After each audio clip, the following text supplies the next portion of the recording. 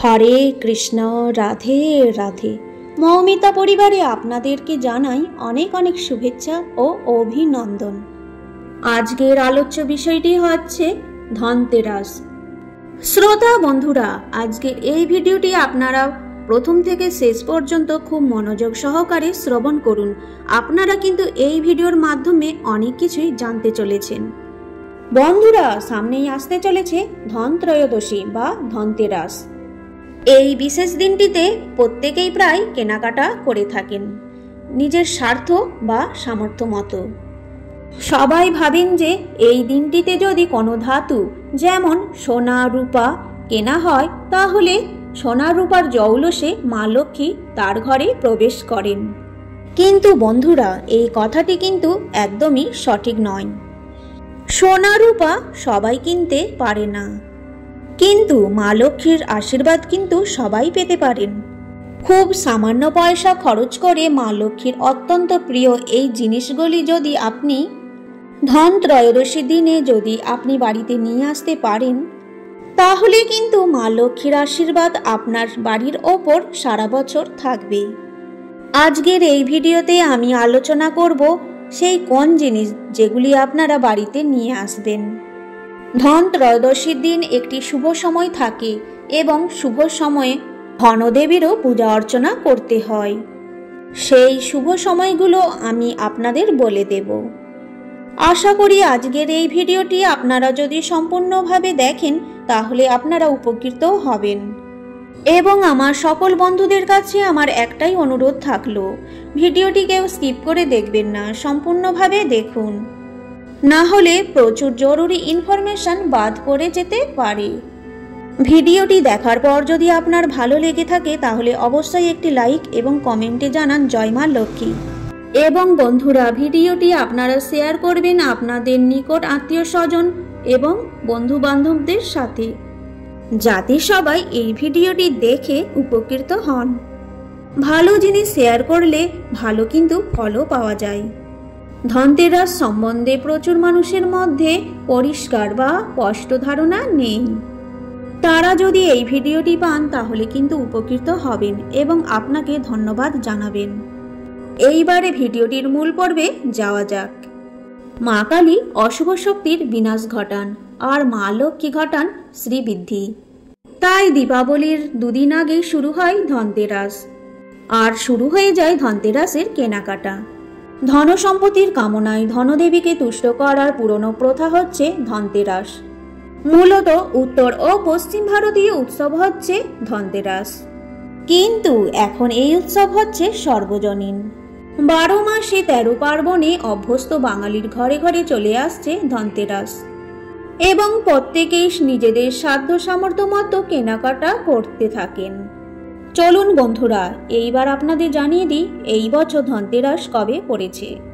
পঞ্জিকা অনুসারে তার পূর্ণাঙ্গ সময়সূচি। 2025 সালে এই বছর ধনতেরাস পড়েছে বাংলার 31শে আশ্বিন, ইংরেজির 18ই অক্টোবর। শনিবার দিন ত্রয়োদশী লাগছে দুপুর 1:21 থেকে, এবং ত্রয়োদশী থাকবে রবিবার দুপুর 1:54 পর্যন্ত। ধন ত্রয়োদশীর এই শুভ সময়ের মধ্যে আপনারা কেনাকাটা করতে পারেন, কিন্তু যদি আপনারা অত্যন্ত শুভ সময় বিশেষ করে সোনা রূপার উপর কেনাকাটা করতে চান, তাহলে সব থেকে বেশি ভালো সময় হতে চলেছে 18ই অক্টোবর দুপুর 1:51 থেকে 3:18 পর্যন্ত। এই সময় সোনা রূপা বাসনপত্র দেবদেবীর মূর্তি আপনার বাড়িতে সৌভাগ্য নিয়ে আসবে। ধনতেরাস পুজোর শুভ সময় হতে চলেছে 18ই অক্টোবর সন্ধ্যা 7:44 থেকে রাত্রি 8:41 পর্যন্ত। ধনতেরাস হচ্ছে কার্তিক মাসের কৃষ্ণপক্ষের ত্রয়োদশী তিথিতে পালিত একটি উৎসব। পুরাণ মতে সমুদ্রের ক্ষীরসাগর থেকে উঠে এসেছিলেন মহালক্ষ্মী।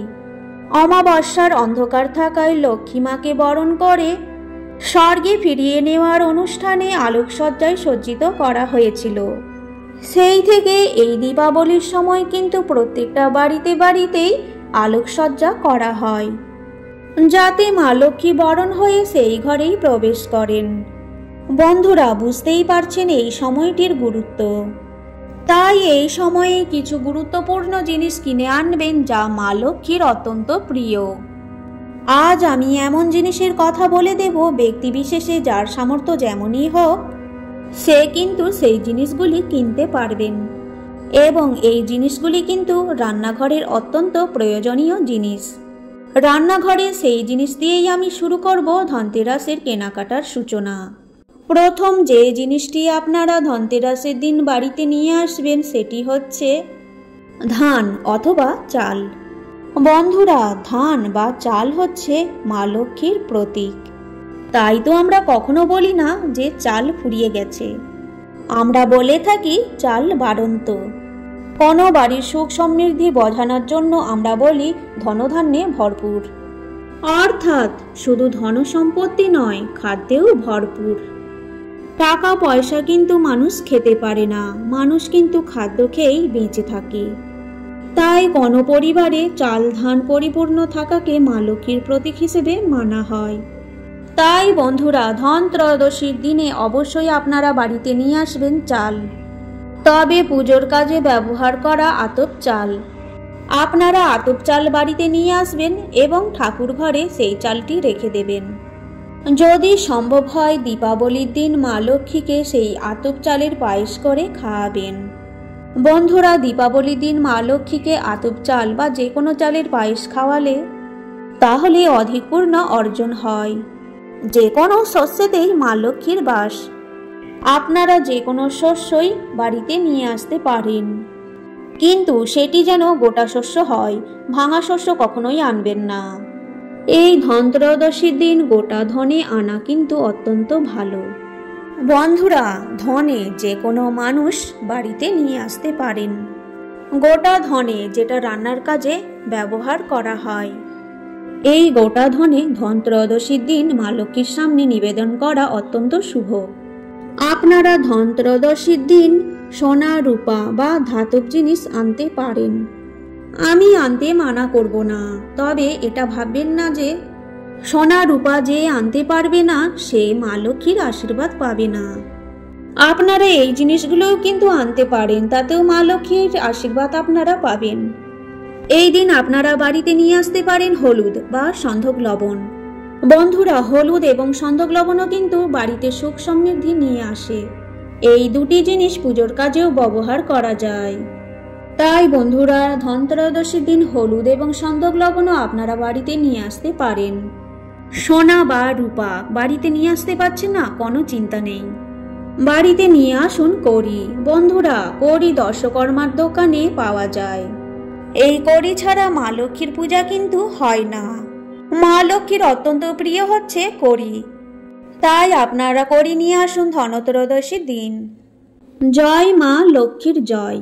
আজকের এই ভিডিওটি এই পর্যন্তই থাকলো। সকলেই ভালো থাকবেন, সুস্থ থাকবেন, এবং আপনি যদি আমার এই চ্যানেলে নতুন বন্ধু হয়ে থাকেন অবশ্যই চ্যানেলটিকে সাবস্ক্রাইব করে পাশে থাকা বেল আইকনটি ক্লিক করে রাখুন, যাতে আমার সমস্ত রকম ভিডিও কিন্তু আপনি খুব সহজেই পেয়ে যাবেন। আর কমেন্টে লিখবেন জয় মা লক্ষ্মীর জয়।